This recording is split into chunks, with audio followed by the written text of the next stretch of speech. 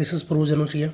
आज अपन सुनील कुमार गौतम सर की एक बुक है संविधान काव्य। काफ़ी टाइम हो गया इसको पब्लिश हुए, लेकिन बहुत कम लोगों ने इसको पढ़ा है, या फिर मतलब सभी लोगों को इसको पढ़ना चाहिए।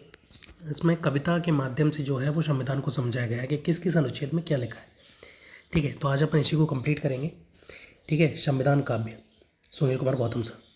समर्पण की बात की जाए तो संविधान निर्माता डॉक्टर भीमराव अम्बेडकर को, जिनकी विलक्षण प्रतिभा और सूझबूझ से हमें दुनिया का सबसे बेहतरीन संविधान मिला, ये सुनील कुमार गौतम सर ने कहा है। एक बार इनकी प्रस्तावना देख लेते हैं। भारतीय संविधान हमारे देश की नीतियों का मार्गदर्शक है, इसलिए यह हमारे देश का सबसे महत्वपूर्ण ग्रंथ है। यही नहीं, यह पूरे विश्व में भी सबसे बड़ा संविधान है। ऐसे संविधान को मैंने सरल भाषा व पदों के रूप में रचित करके सुग्राही बनाने की कोशिश की है। इस संविधान काव्य में करीब 238 पद हैं, जिनमें संविधान के हर भाग व अनुच्छेद की मूल भाव को समाहित करने की कोशिश की गई है।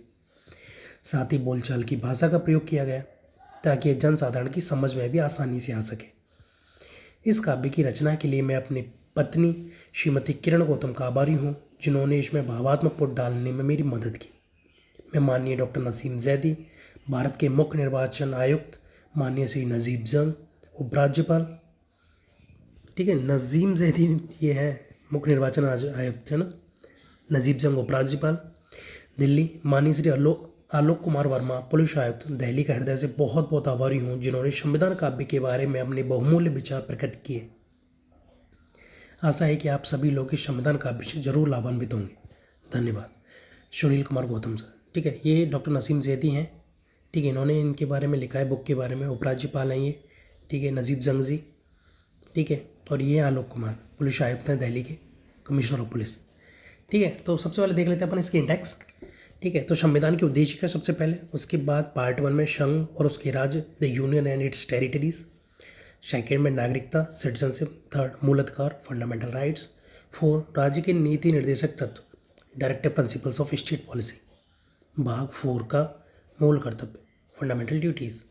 भाग 5, संघ, द यूनियन। भाग 6, राज्य, द स्टेट्स। भाग 7, प्रथम अनुसूची के भाग खा में राज्य निरसित, the state in part B of first schedule repealed, repealed है ना। पार्ट 8, संघ राज्य क्षेत्र, द यूनियन टेरिटरीज। पार्ट 9 में क्या है, पंचायत है, द पंचायत। पार्ट 9 का में क्या है, नगर पालिका है, द म्यूनसिपैलिटीज। पार्ट 9 खा में क्या है, सहकारी समितियां, द कोऑपरेटिव सोसाइटीज। भाग 10 में क्या है, अनुसूचित और जनजाति क्षेत्र, the schedule and tribal areas. Part 11, संघ और राज्यों के बीच में संबंध, relations between the union and the states. भाग 12, वित्त, संपत्ति, संविधान और वाद, finance, property, contracts and shoots. भाग 30 में भारत की राज्य क्षेत्र के अंदर व्यापार, वाणिज्य और समागम, trade, commerce and intercourse in India. भाग 14 में संघ और राज्यों के अधीन सेवाएं, service under the union and the states. भाग 14 का अधिकरण, ट्रिब्यूनल्स। भाग 15, निर्वाचन, इलेक्शंस। भाग 16, कुछ वर्गों के संबंध में विशेष उपबंध, special provisions relating to certain classes. भाग 17, राज्यभाषा, राजभाषा, ऑफिशियल लैंग्वेज। भाग 18, आपात संबंध, इमरजेंसी प्रोविजंस। भाग 19, प्रकीर्ण, मिसलेनियस। पार्ट 20, संविधान का संशोधन, amendment of the constitution. Part 21, अस्थायी, संक्रमणकालीन और विशेष उपबंध, temporary, transitional and special provisions. Part 22, संक्षिप्त नाम, प्रारंभ, हिंदी में प्राधिकृत पाठ, short title, commencement, authoritative text in Hindi. ठीक है, तो सबसे पहले अपन देखते हैं संविधान के उद्देश्य का, प्रियम्बल। हम भारत के लोग आज ये संविधान अपनाते हैं, समाजवादी धर्मनिरपेक्ष राष्ट्र को गले लगाते हैं। मिलेगा हर तरह का न्याय, बोलने की आज़ादी, मिलेगी समानता सबको, देश की जो आबादी। बंधुता बढ़े हर एक से, हर व्यक्ति इज्जत पाए, राष्ट्र हमारा रहे अखंड, एकता बढ़ती जाए। 26 नवंबर 1949, दृढ़ निश्चय हम करते हैं, संविधान को अंगीकृत आत्मर्पित करते हैं। पार्ट 1, संघ और उसके राज्य क्षेत्र, the union and it's territories, सब राज्यों को मिलाकर भारत एक संघ होगा, चाहे तो नवराष्ट्रों का मिलन विधि सम्मत होगा। अनुच्छेद 1 और 2, संसद चाहे नए राज्यों का निर्माण कर सकती है, वर्तमान राज्यों में परिवर्तन भी कर सकती है। आर्टिकल 3, ठीक है, India state and union territories hearing. Part 2, नागरिकता सिटीजनशिप, भारत में रहने वाला व्यक्ति भारतीय कहलाता है, बाहर से आवश्यक भारत में वे भी ये हक पाता है, मतलब बाहर से अगर कोई भी आएगा तो वो भी इंडियन सिटीजनशिप होल्ड कर सकता है, ले सकता है वो, है ना। अनुच्छेद 5, आर्टिकल 5 में, कोई स्वेच्छा से करे विदेशी नागरिकता स्वीकार, भारतीय नागरिकता पर वह खोएगा अधिकार। आर्टिकल 9, अगर कोई बाहर की नागरिकता स्वीकार करता है तो इंडियन नागरिकता उसके पास नहीं रहेगी। पार्ट 3, मूल अधिकार फंडामेंटल राइट्स, मानव मूल अधिकारों को महत्वपूर्ण बतलाया है, इनके विरुद्ध किसी विधि को असंगत ठहराया है। आर्टिकल 30, अनुच्छेद 14 में क्षमता का अधिकार है, होटल हो चाहे दुकान सबको प्रवेश अधिकार है। आर्टिकल 14-15, अनुसूचित जाति जनजाति की करनी होगी भलाई, ताकि उनकी उन्नति और कमी की हो भरपाई। आर्टिकल 15, नौकरी में धर्म जाति लिंग का नहीं होगा भेद, साफ साफ शब्दों में समझाता 16 अनुच्छेद। समाज के पिछड़े वर्गों को हो आरक्षण का सहारा, उन्नति करे दलित जिनका जीवन वंचित सहारा।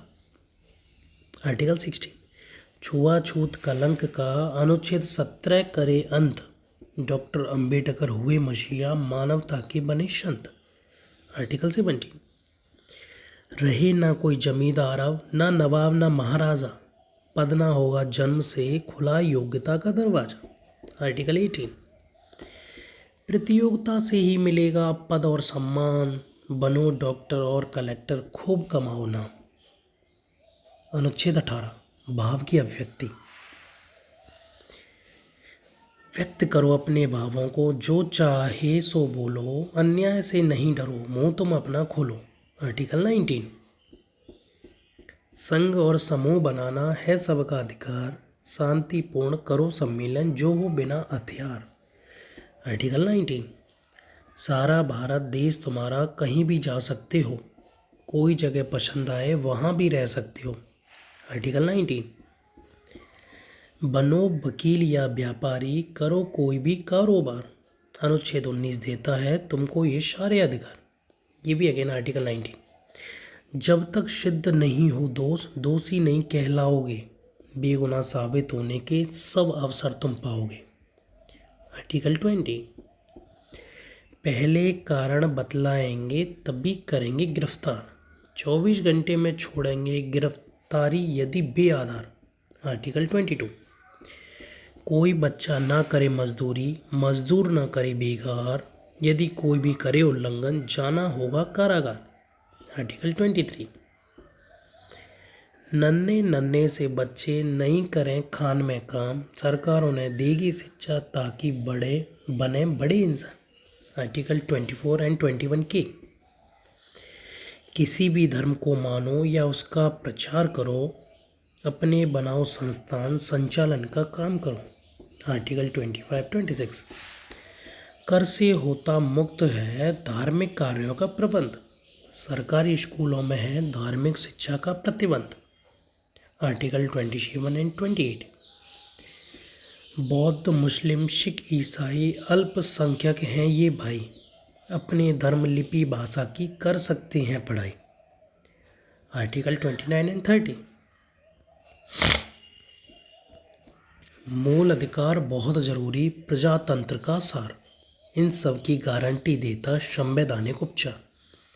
आर्टिकल 32, छीने यदि कोई अधिकार रिट दायर करवाओ, न्यायालय से लो आदेश लागू से कराओ। आर्टिकल 32, शस्त्र बलों व आईबी में बहुत ज़रूरी अनुशासन, अधिकारों में अल्प कटौती कर सकता है शासन। अनुच्छेद 33,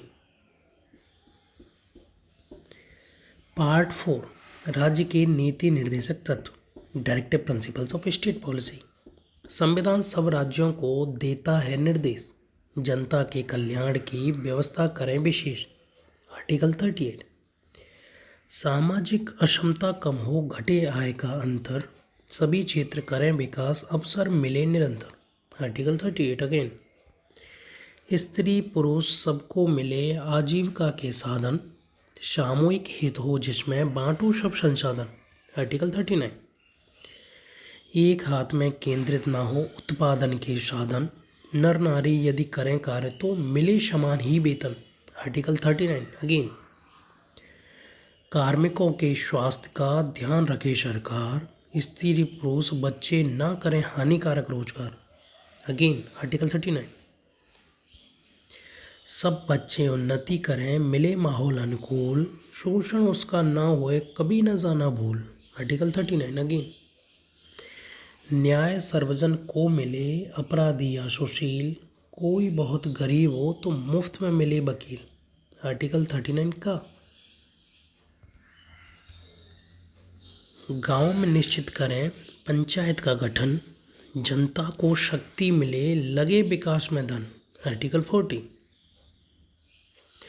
बूढ़ा हो बेकार हो असमर्थ या बीमार, सहारा इनको भी मिले कुछ मदद करे सरकार। आर्टिकल 41।